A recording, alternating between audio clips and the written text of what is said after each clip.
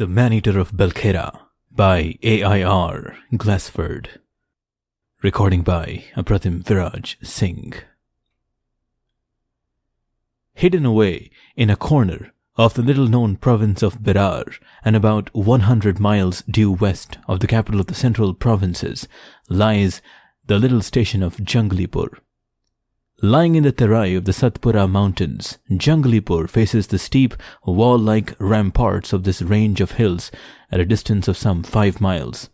Behind, to the southward, lie extensive, level and fertile plains of cotton-producing fame. In the old days, the jungle almost surrounded the little cantonment, flowing down from the hills over the terai country, unbroken save for a few patches of rough cultivation. In those times, game of all kinds was very plentiful and within easy reach of the station. It is on record that an officer of one of the native infantry regiments at Jangalipur bagged a tiger in a field of Tur on the spot now occupied by the rifle range, while a party of sportsmen shot 3 tigers before breakfast in the then dense coverts of the Chandrabhaga River, which issues from the hills 6 miles to the west. In the jungles along the lofty Bairat ranges, bison used to be plentiful, and sambar and bears were abundant everywhere. Panthers, of course, were common, and in those good old times they were even known to enter the native bazaars and sometimes the barracks or lines in search of goats, dogs, or other prey.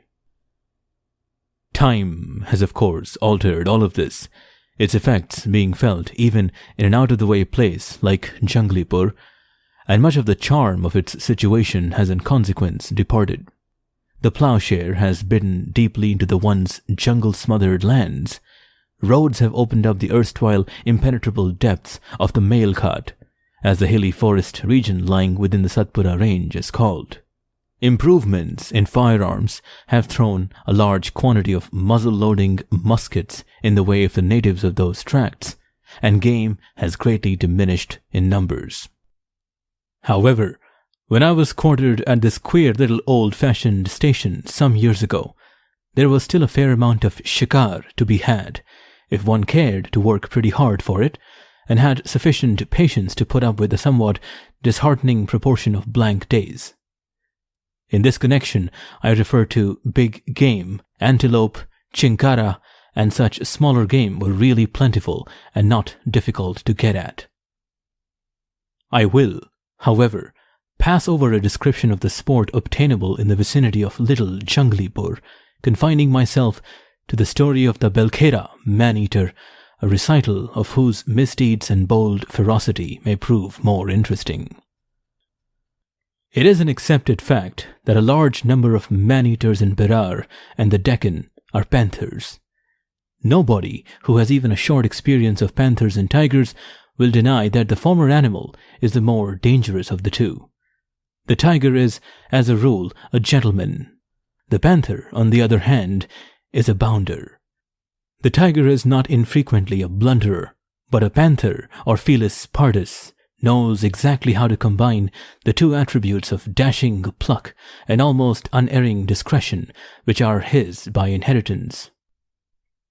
The panther, moreover, his habits leading him to the vicinity of villages, is much more familiar with man, and in consequence holds him in greater contempt than does the tiger, whose acquaintance with the biped is generally confined to a yelling band of demons and a terrifying explosion from some treetop.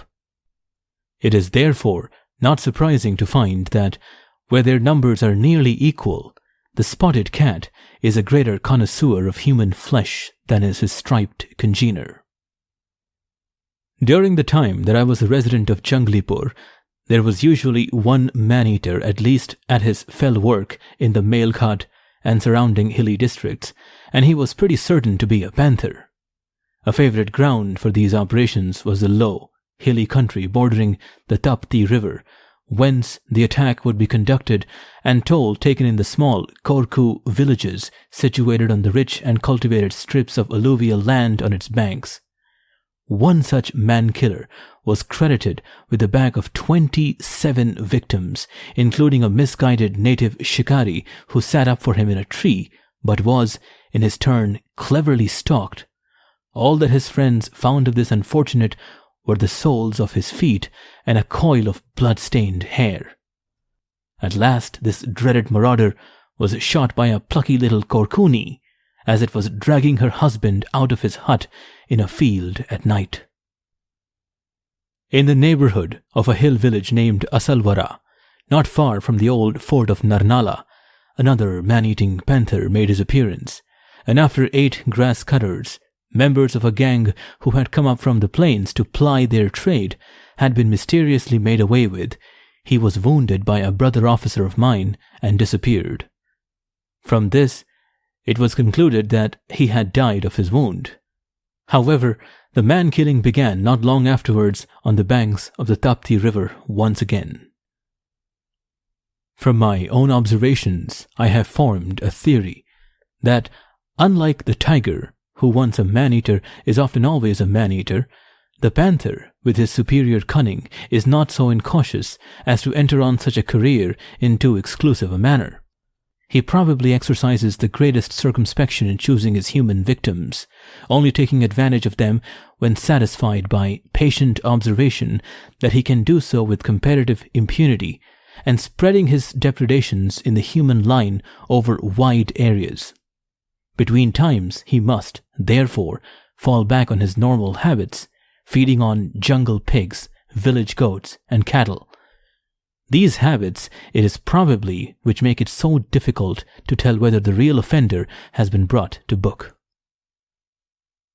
One evening, in the cold weather, a Korku appeared at my bungalow and informed me that a man from his village, Belkhera, had been caught by a tiger, or sher, of course, while cutting bamboos up the precipitous sides of the ravine called Mahadeo Khora. He was quite sure that it was a tiger.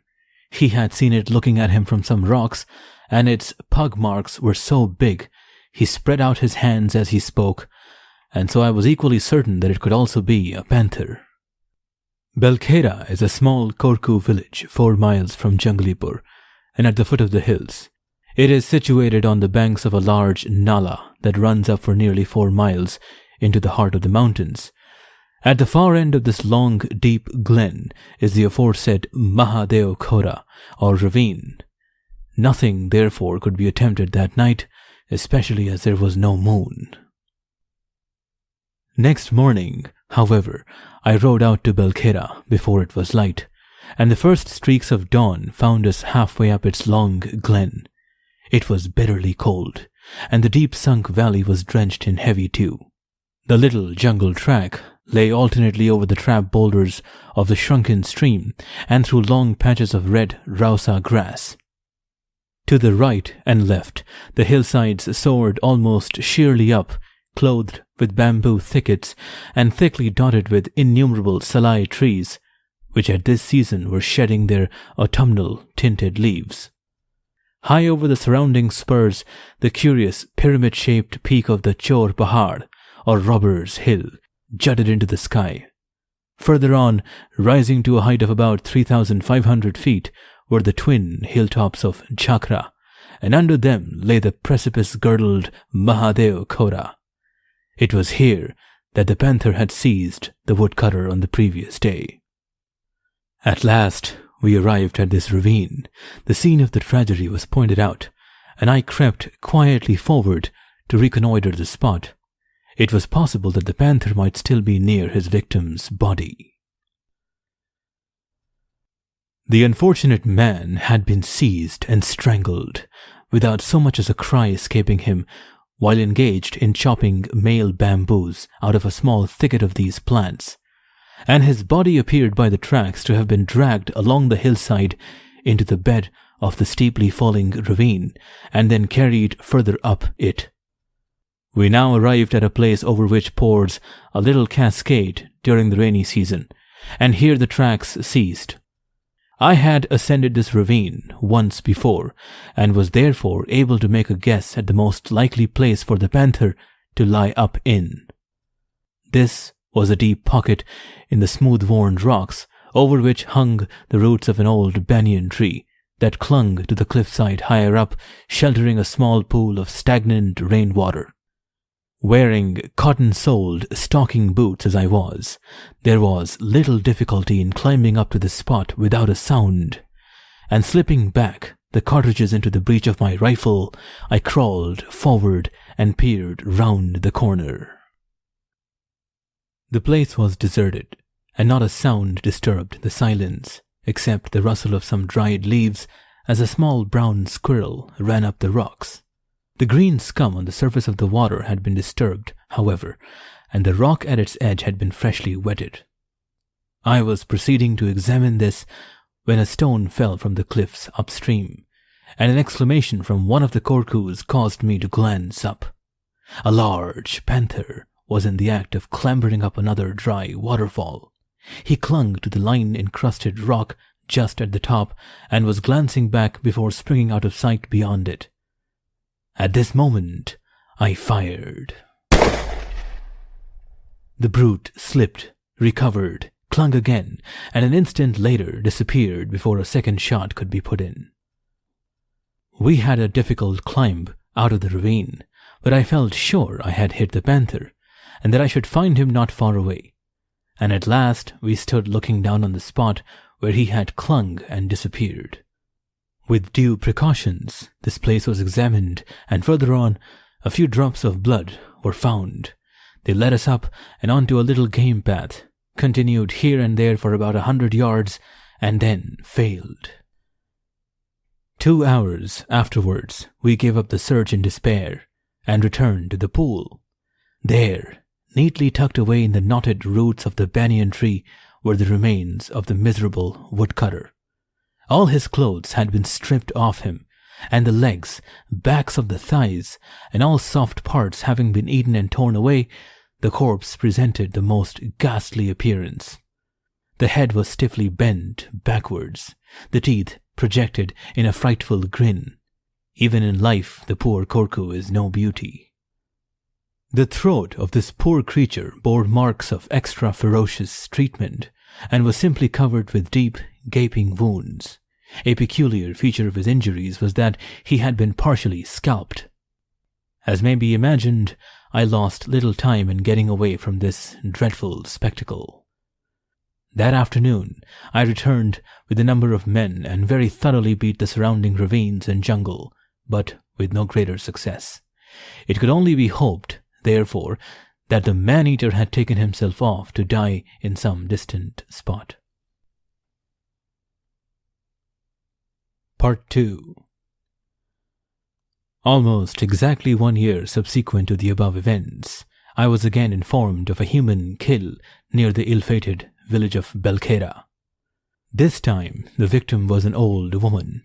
She had been seized halfway up the main glen near a place named Berapani. Berapani was a kind of rendezvous for grass cutters where they collected their grass bundles to be carted down to the village. This poor old lady had come up the valley with a party of Korkus who had scattered in search of grass. Her son, a child of 10 or so, was with her. Son and mother separated during their work. At midday, the boy heard the sound of a fall and a kind of gurgle, but thought it was his mother throwing down a heavy bundle of grass and then clearing her throat. There were grass cutters all over the hillsides who called out to each other occasionally, and from the ravine hard by, down at Berapani, came the cheerful tinkling of bells as the bullocks stood grazing near the carts. In the late afternoon, the boy carried his load of grass to the carts, but his mother did not appear. Becoming anxious after a while, he went uphill again in search of her, and presently came on her grass bundles, then on her sickle. Further on, he saw blood smears on the grass stems, which so terrified him that he bolted like a deer back to Berapani, screaming, "Tiger! Tiger!"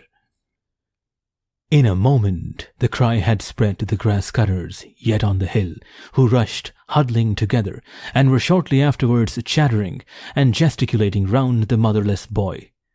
After a while, 6 men banded together and armed with sticks, hatchets, followed the tracks of the kill and drag, shouting and beating trees up a side nala.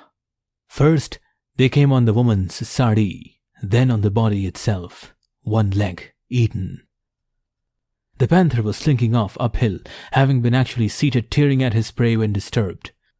One of the Korkus, having been employed by me previously on my excursions in these hills, had the presence of mind to persuade his companions to leave the body as it lay and send for me. A bungle, however, was made, and I did not get the news until next day at 2 o'clock. Shortly after 4 o'clock, I was walking up the Belkhera glen. As I turned a corner, I came on a number of the villagers, among whom sat 2 native policemen solemnly taking down the evidence of the panchayat, or village council, which had just been held on the corpse of the ill-fated woman. Here I learnt that during the night the panther had returned and dragged the body of his victim far up the hillside. Of course, as usual, it was thought to be a bog, an enormous tiger with paws so big, but by this time I had discovered the pugs of a large panther close to the stream.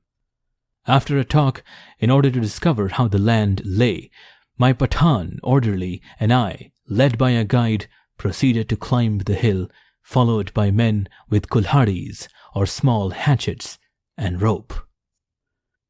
The man-eater had removed the corpse about 500 feet up the hillside, and being guided to the spot and ascertaining by creeping quietly in that he was not in the immediate vicinity, I found it poked away under a small bamboo clump. Its appearance was still more horrible than that of the Korku killed the previous year, but somehow not so revolting, the remains bearing small resemblance to humanity. The entire lower half of the body had been devoured, with the exception of the shins and feet.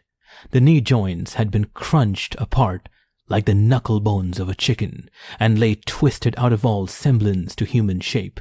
One arm had been chewed, and the other lay extended, with the pewter bracelets still encircling the withered old wrists. The nape of the neck, the shoulders, and throat were fearfully mauled, and bore witness to a ferocity of savaging that must have been quite unnecessary, considering the helpless weakness of the old, poor victim. And as I looked down at these poor relics, I suddenly noted, for the first time, that this victim too had been partially scalped. Was it then that my poor shot last year was indirectly responsible for at least another human life? Had that panther escaped to claim at least this other victim? The sun had sunk over the opposite hillsides, so I turned with relief from such discomforting thoughts to superintend the building of the machan in which I was to spend the night. Not a single good tree was to be found. All were either stunted salai or other small wood. However, the difficulty was surmounted by cutting 3 long poles in the neighboring ravine and lashing them upright to supplement the flabby boughs of the nearest salai tree. A rough platform was erected at a height of some 15 feet from the ground. Some bran was scattered round the remains of the old woman, which had been dragged away from the shadow of the bamboos and tied firmly by the arm to a sapling. It was rapidly getting dark when the men moved off, and my orderly and myself were left sitting, listening to their footsteps dying away in the fallen leaves. As a rule, I sit alone for panthers, but on this occasion I preferred the company of my orderly, which, as events proved, was a fortunate decision on my part.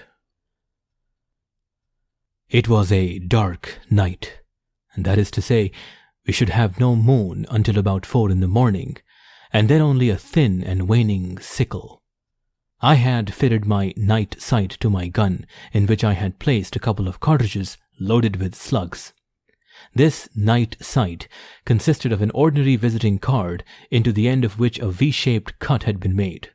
When this card had been fastened to the top rib of one's gun by a couple of rubber rings, the bottom of the V fitted against the barley corn or foresight, and the ear-like flaps raised, I know of few better aids to shooting by night provided there is some glimmer of light. Aim is taken by getting the object between the flaps of the white card V.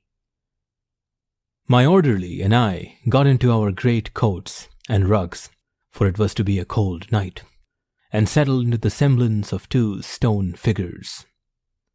When the last faint flush following sunset had died away, the jungle grew very dark and intensely quiet. A few stars showed themselves over the head of the hill that reared up blackly into the vault of the sky far above us. Down in the valley behind, night birds called at rare intervals. In the machan, however, all was still. Not a sound came from the hillsides. About half an hour after this, a distant rustle was heard uphill, and then it stopped. A few minutes later, a buzz Khan touched my foot.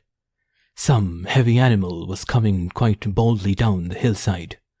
Then came a faint, deep breath close under the tree in which we were sitting. My heart thumped heavily. I opened my mouth to breathe less noisily.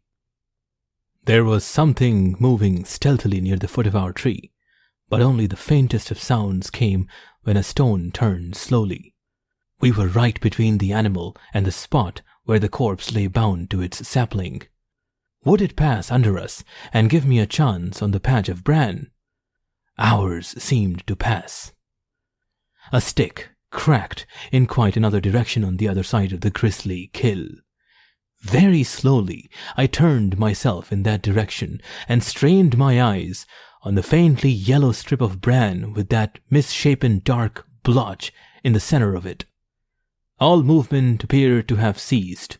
Probably the panther was sitting, waiting, watching, and would presently creep forward to seek his abominable food. In this state, we sat on for an apparently immense period of time. I noted that the Pleiades, or the open star cluster, also known as the Seven Sisters, instead of hanging over the dark crest of the Chor Pahar, were now high above my head. A large, green-colored star had just risen over the trees in the distance.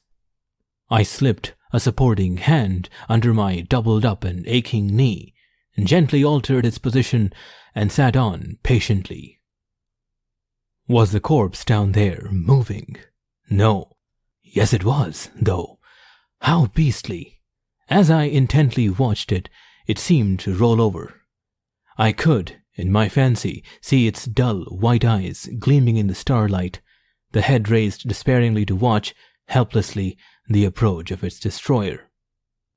I began to think of Forsyth's story of Padam Singh and the man-eater, of the half-eaten corpse that raised its dead hands to point out the shikari shivering in his tree, and how those hands had to be pegged to the ground before the tiger would return to the kill.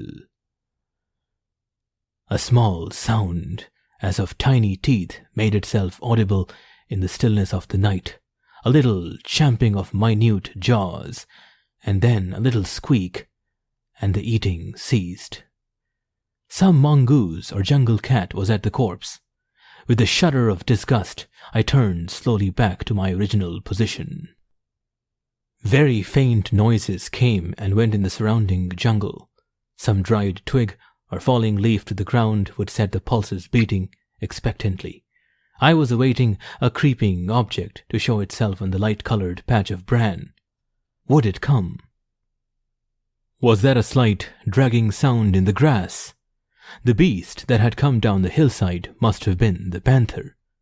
Some indistinct and faint, very faint noises persuaded me that the creature was wandering around us in the dark surrounding jungle. I had heard it under our tree.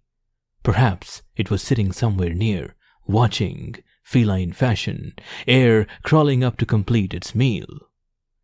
I was very drowsy. Perhaps I had been asleep for a moment or two. This would not do. Yet it was sleepy, awfully sleepy work. Suddenly, behind me came a shock, a gasp of terror. The tree rocked. There was a scraping sound. My orderly had disappeared. And then I heard a soft thud at the foot of the tree. Bang, bang. went both barrels of my gun into the air, and I raised a tremendous shouting, instinctively grasping the situation. Before I could reload, something simply rushed up the tree and fell across my legs into the machan right across the muzzle of the gun. It was the Pathan. Had I been reloaded, nothing could have saved him. I had snapped both triggers against his chest, making sure it was the Panther. The poor fellow was trembling in every limb.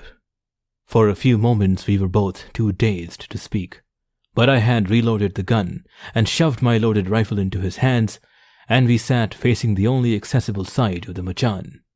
Behind us, the hillside descended so steeply that no living creature could invade us from that direction. After a while, we heard the crackle of leaves at a considerable distance in the jungle. And then, a barking deer, or shikar, set up a sudden and incessant barking that became fainter and fainter as the little creature retreated down the glen, probably before the panther, which was apparently going off that way. We now took a couple of the poles forming the flooring of the machan and tied them with the orderly's pagdi, or turban, so as to form a slight barrier to any second attack on our exposed side. I then held a whispered consultation with him. He had escaped without a scratch. His story was that he was nodding drowsily when something struck and caught both his legs below the knee and dragged him out of his perch. As he fell, he turned and gripped a limb of the tree, but was slipping down with an immense weight on his legs till his hands came to a fork of the trunk. Here he held on with all his strength. His right gaiter was ripped clean off. The beast let go its clutch. He heard its claws tearing the soft bark, and then it dropped to the ground. Next instant, he had somehow regained our shelter. Although the first attack of this fearless brute had failed, and our position had been strengthened, our feelings may well be imagined. It was pitch dark in the gloom of the trees. I touched the open face of my watch. The hands felt to be indicating 1 o'clock in the morning. There were still 4.5 hours of night before us, during which we were liable to be stalked, practically helpless ourselves, but clearly apparent to every sense of this practiced, creeping murderer. Once more, the hours dragged on in silence. 2 large owls set up a most horrible low moaning among the trees to the right.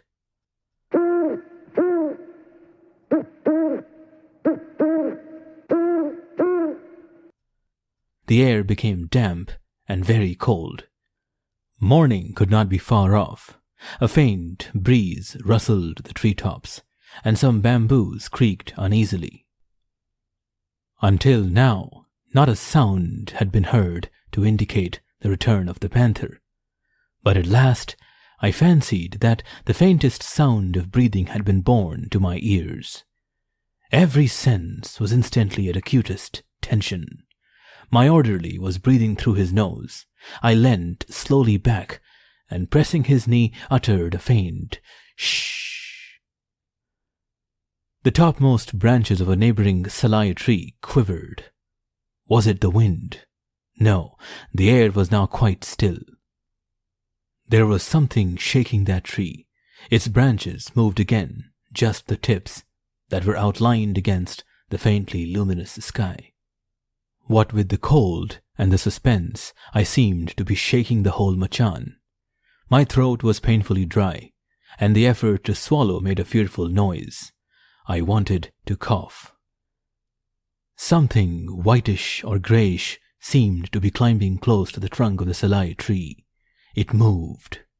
Maro, or kill, breathed the Pathan. I gently and slowly raised the gun to my shoulder, shaking with anxiety and straining my eyes in the darkness.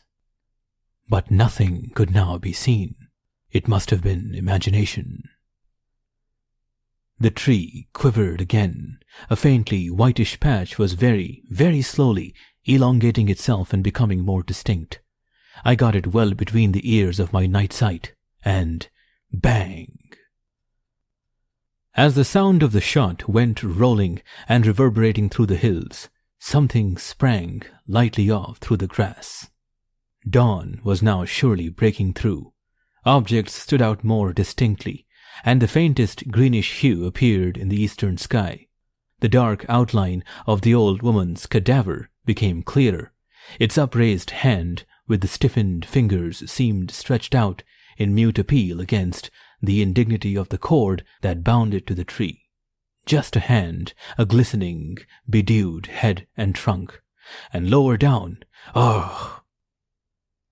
the faint crow of a jungle cock came across the great depths of the valley.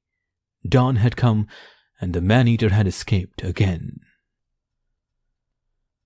Part 3. About 6 weeks later, as I was coming down from the hills on my way home from an unsuccessful search for sambar, having ordered my mare to Belkhera, as Abbas Khan and I descended the foothills and approached the village, we became aware of some unusual stir among the huts, from which there arose a ceaseless screaming.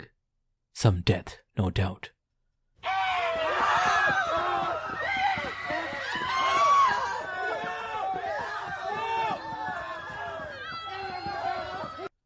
I had placed my foot in the stirrup and was vaulting into the saddle when a kurku came running up. Once more, the panther had taken toll at Belkhera. A buffalo herd had been seized while grazing his cattle near the little river not far from the village. The buffaloes had driven off the brute, and the man had been rescued, only, however, to expire in the village whither he had been born. The panther had retreated into the hills. I asked to see the victim of this latest outrage, and was led down the central street of the Kurku village. The cowherd was lying on a charpoi, or cot, just as he had died. Some vein in the neck had been severed, and in spite of a rough bandage, a dark patch of blood was congealing on the ground under the string bedstead. There were the usual deep holes in the throat and on the nape of the neck, and the Belkhera man-eater's mark was there. A long strip of skin and hair had been torn off and hung from the dead man's scalp. All this time, the female relatives of the victim were making the most dreadful and, to their mind, highly commendable noise as they sat around. One could scarcely make one's self heard, so I retreated to a distance to inquire more fully into the circumstances of this last attack, the boldest of all. The patel of the village suggested that I should once more make use of the body of the panther's victim. The whole neighborhood was terrorized, said he, and the villagers dared not enter the Ramna for grass, save in compact parties. Their very means of existence was threatened. We must really rid them of this scourge. To this, however, there was an impediment. The relatives of the dead man would not permit the body to be removed. I sat down and waited, while a fearful pandemonium of altercation ensued, through which I could make out the shrill voices of the female relations haggling over a question of bakshish, or gratuity. Finally, it was settled that I might have the use of their corpse until dark. After that, nothing would induce them to permit it to remain out. The panther might return and eat out of it. We walked up the river bank and reached the scene of the catastrophe. The body of the cowherd was laid down just where he had been caught, and I prepared a hiding place in which to watch until dark, when the villagers were to turn out with drums and torches and take the corpse away. But now the events took an unexpected turn, as they not infrequently do where panthers are concerned. It was fated that the end of this notorious evildoer should be brought about in a singularly tame and commonplace manner. My orderly rushed up and informed me that the panther had not gone off into the hills. He had found its tracks leading off into a little patch of scrub and samalu bush in the riverbed, and circling this covert we could find no traces of exit, and therefore the panther might still be there. At any rate, a silent beat could do no harm. The village was only a few hundred yards away, and a body of beaters was shortly ready, all armed with bamboo lathis or sticks. I posted myself on the river bank about 100 yards upstream, and the beat began. A few seconds later, a large panther walked quietly out of a cactus bush and sat down directly below me, looking back over his shoulder. My rifle was raised, and the next moment, the man-eater of Belkhera had paid the penalty of his crimes. The end.